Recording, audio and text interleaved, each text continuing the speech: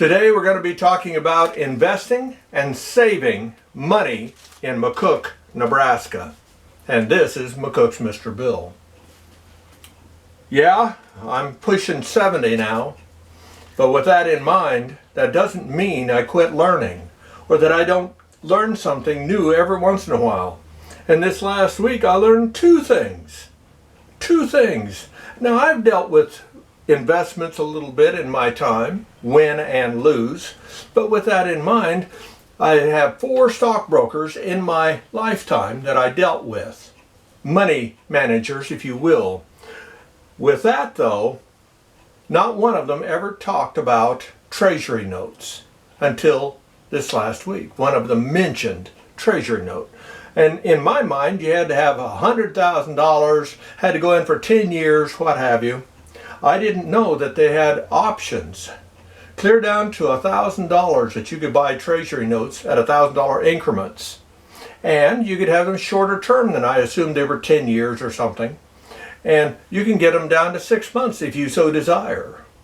And right now they're paying 3.9% for a treasury note.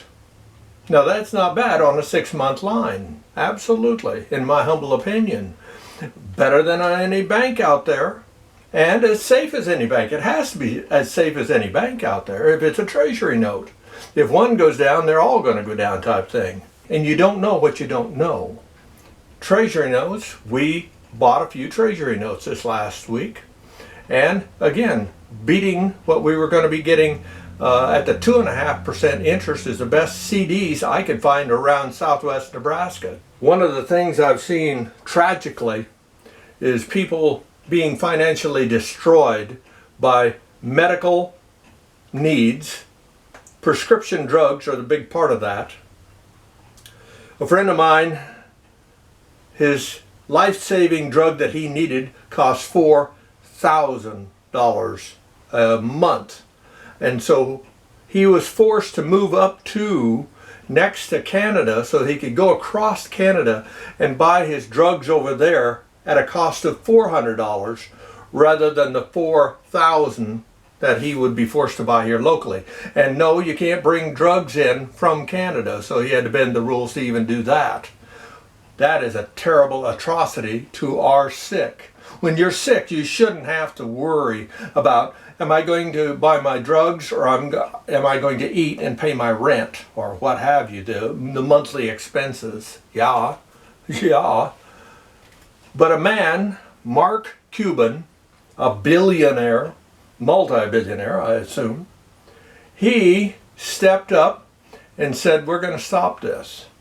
And he started a drug company, if you will, that's selling drugs.